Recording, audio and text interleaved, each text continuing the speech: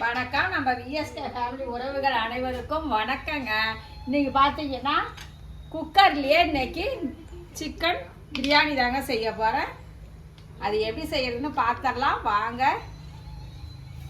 கொஞ்சம் எண்ணெய் ஊற்றி ஒரு ஸ்பூன் அளவுக்கு நெய் சேர்த்துக்கிட்டேன். இப்போ பிரியாணி செய்யறதுக்கு நான் 1/2 கிலோ சிக்கன் எடுத்து இஞ்சி பூண்டு பேஸ்ட்டு, கொஞ்சமாக உப்பு, காரப்பொடி சேர்த்து நான் கலந்து வச்சுருக்கேன். ஒரு 15 நிமிஷத்துக்கு கலந்து வச்சுருக்கேன். இதுக்கு பார்த்தீங்கன்னா வெங்காயம், தக்காளி, பச்சை மிளகா, நம்ம வந்து பிரியாணிக்கு தாளிப்பு அத்தனையும் எடுத்துருக்கோம். அப்புறம் என்ன புதினா, மல்லி, இஞ்சி பூண்டு பேஸ்ட்டு, தயிருங்க. இது வந்து ஒரு 20 நிமிஷமாக பாஸ்மதி ரைஸை ஒரு 2 டைம் கழுவிட்டு இதை அப்படியே கொஞ்சம் ஊற வச்சுப்போம். இது வந்து பார்த்தீங்கன்னா சிக்கன் 65 போடுறதுக்கு ரெடி பண்ணி வச்சுருக்கேன். மசாலாலாம் போட்டு ரெடி பண்ணி வச்சுருக்காங்க. எப்போ வந்து சிக்கன் எடுத்தாலுமே எங்கூட்ட ஒரு கடைக்குட்டி புள்ள ஒரு இருக்குது, அதுக்கு 65 செஞ்சே ஆகணும்.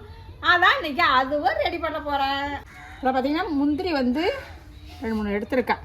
எல்லாத்தையுமே ஒன்றா சேர்த்துருவோம். அந்த கிராம்பு இருக்குது பாரு, ஏலக்காய் கிராம்பு படப்படன்னு தெரிக்குது. இப்போ வெங்காயத்தை சேர்த்துருவோம். இது வந்து கொஞ்சம் நல்லா கலர் மாறி வரணுங்க, அப்போ தான் பிரியாணிக்கு நல்லா இருக்கும். பிரியாணி செஞ்சுட்டு இருக்கா? சிக்கன் பிரியாணி. நீங்க ஆனா சாப்பிட மாட்டீங்க, சஞ்சய் இருக்கு இல்ல, அப்புறம் ஊருக்கு கிளம்பிடும். சரி நான் அவங்க செஞ்சிருக்க செய்ய போறோம். உங்களுக்கு வேற செஞ்சு தரா? உங்களுக்கு என்ன செய்ய? ரசம் தான் வைக்கலாம்.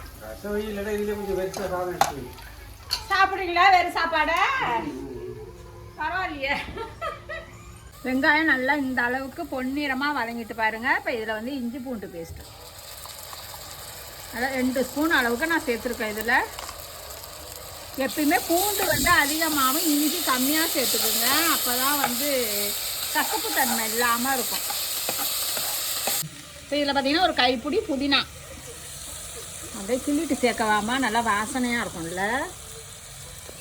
அப்படியே நசுக்கி கிள்ளிடணுமா, அப்படி நல்ல வாசனையாக இருக்கும் அந்த மாதிரி சேர்க்கும்போது. இதிலே 2 பச்சை மிளகா, கட் பண்ணி வச்சுருக்கிற தக்காளி வந்து கம்மியாக சேர்த்துக்குங்க. வெங்காயம் அதிகமாகவும் தக்காளி கம்மியாகவும் சேர்க்கணும். இதில் கொஞ்சமாக சால்ட்டு சேர்த்தோம்னா கொஞ்சம் வதங்கி வந்துடும்.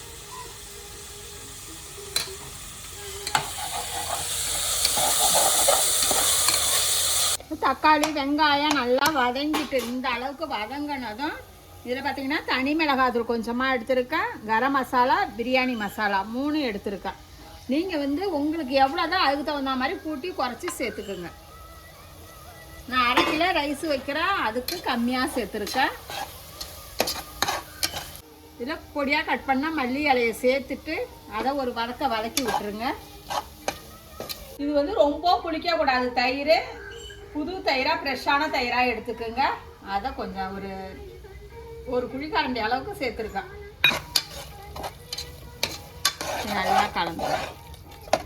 இப்போ நம்ம அந்த சிக்கனை இதில் சேர்த்துருவோம். நான் கொஞ்சம் நல்லா பெரிய பெரிய பீஸாக தான் போட்டிருக்கேன். நல்லா இது கொஞ்சம் வதக்கி கொடுத்துருக்கேன். நல்லா இந்த மசாலாவோடைய இந்த சிக்கன் நல்லா பாதி அளவுக்கு வெந்துட்டு பாருங்கள், எண்ணெய் பிரிஞ்சு வருது. இப்போ இதில் வந்து நம்ம தண்ணி சேர்த்துக்கணும். 3 கிளாஸ் அரிசி எடுத்தேன், 1 கிளாஸுக்கு 1.5 கிளாஸ் தண்ணிங்க அளவு. அதுக்கு தகுந்த மாதிரி நீங்கள் எடுத்துக்கோங்க. இப்போ நல்லா சேர்த்து ஒன்றா அளந்து 4.5 கிளாஸ் அளவுக்கு எடுத்துகிட்டு வந்துட்டோம். இதில் நம்ம பார்த்து உப்பு சேர்த்துக்குங்க. வதக்கும் போது சேர்த்துருக்கேன், சிக்கனில் சேர்த்துருக்கேன், அதுக்கப்புறம் இதுக்கும் சேர்த்துக்கிட்டோம், தண்ணி சேர்த்ததுக்கும். இது நல்லா ஒரு கொதி வரட்டுமா. நல்லா ஒரு கொதி வந்துட்டு இதை வந்து அரிசியை சேர்த்துவோம். இந்த மாதிரி நல்லா ஒரு 1/2 மணி நேரம் ஊற வச்சுருக்காங்க. இதை அப்படியே தண்ணியை வடித்து விட்டு நம்ம சேர்த்துருவோம்.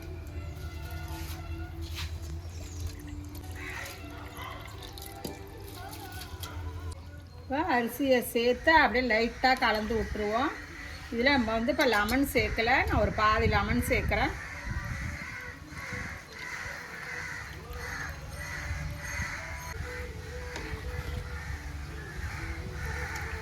இதில் வந்து கொஞ்சமாக புதினாவையும் சேர்த்துக்கிட்டு மல்லி இலை இது மேலேயே கொஞ்சம் நம்ம வந்து நெய் சேர்த்தா அப்படியே நடுப்புற விட்டுக்கணும்.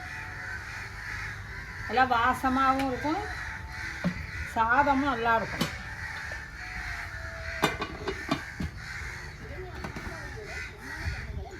தம்மில் வந்து விறகு அடுப்புலலாம் நாங்கள் பிரியாணி போட்டிருக்காங்க, நம்ம வீடியோவில் இருக்குது. இது வந்து சரி போடுவோம் இன்றைக்கி, இதை மாதிரி செஞ்சுருவோம் அப்படின்னுட்டு வச்சுட்டேன்.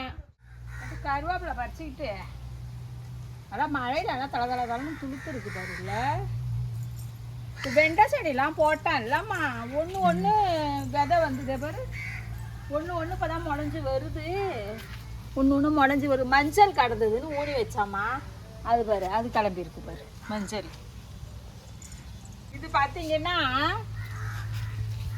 இந்த ரோஸ் செடி பார்த்தீங்கன்னா உங்கள்கிட்ட நான் ஷார்ட் வீடியோவில் போட்டிருக்கேன். ஜவுந்திய பூவெலாம் சாமந்தி பூ வந்து காசு கொடுத்து தான் அது வாங்கிட்டு வந்தேன். ஆனால் இந்த மண் இந்த 2 தொட்டி வாங்க போனேன் பாருங்கள் ஒரு நர்சரியில், அப்போ இந்த செடியை எனக்கு சும்மாவே கொடுத்தாங்கங்க. ஆனால் காசு வாங்கின செடி பூரா எல்லாம் போயிடுச்சு பாருங்கள், ஒன்றுமே கிளம்பல. அப்போ தான் துளிர் வருது. இது பாருங்கள் எனக்கு சும்மாவே ஃப்ரீயாக கொடுத்தது. ஏற்கனவே ஒரு 2 பூ கட் பண்ணிட்டாங்க, இங்கே ஒன்று இதுலேயே ஒன்று கட் பண்ணிட்டேன், 2 பூ கட் பண்ணிட்டேன் 2 பூவு. இப்போ அது இல்லாமல் 3 பூ பூத்துட்டுங்க, இன்னும் துளிர் விடுது பாருங்கள் அழகா.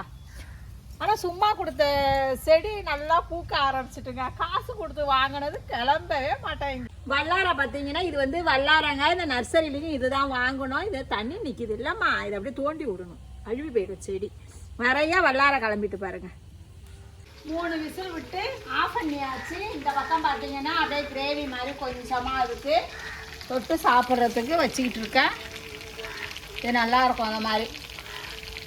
இது பார்த்தீங்கன்னா சிக்கன்லாம் போடாமல் இது வந்து வைக்கிறது, இது நல்லாயிருக்கும். இது இந்த பக்கம் பார்த்தீங்கன்னா 65 பொரிச்சிக்கிட்டு இருக்கேன் பாருங்கள், சூப்பராக எப்படி இருக்குது பாருங்கள்.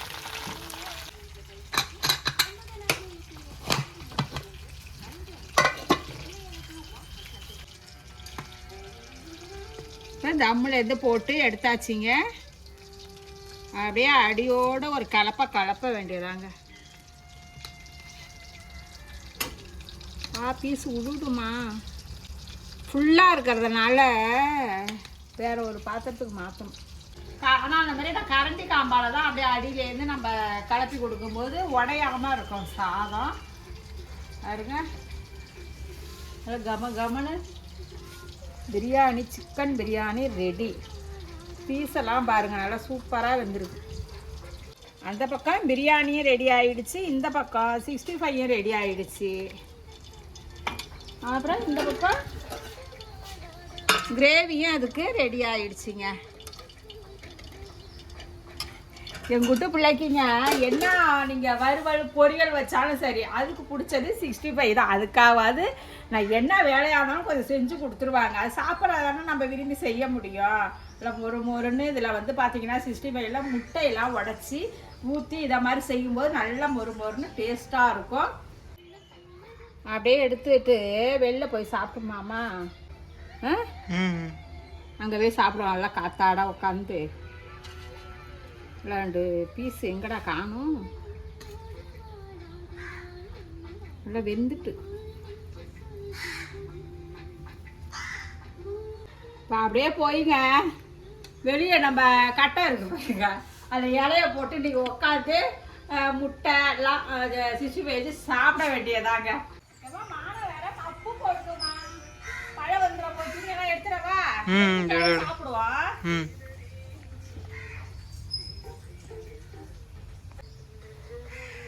இப்போ சாப்பாடுலாம் எல்லாம் போட்டாச்சுங்க, போட்டுக்கிட்டு நீ தடப்படலான்னு சாப்பாடுங்க. இன்னைக்கு தீபாவளி வேலை ஆரம்பித்ததுலேருந்து ஒன்றுமே நான்வெஜ் செய்யலை. சரி முடிஞ்சது இன்றைக்கி பிரியாணி செஞ்சுருவோம் அப்படின்ட்டு செஞ்சாச்சு, சாப்பிட போகிறோம், அவ்வளோதான். வாங்க இது மாதிரி நீங்களும் பிரியாணி செஞ்சு பாருங்கள். நான் செஞ்ச அளவோட எப்படி இருக்குது, நல்லா உதிரியாக இருக்குது பாருங்கள். இந்த மாதிரி 65யும் சூப்பராக இருக்குங்க.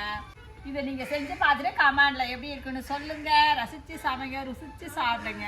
நாளை சந்திப்போம்.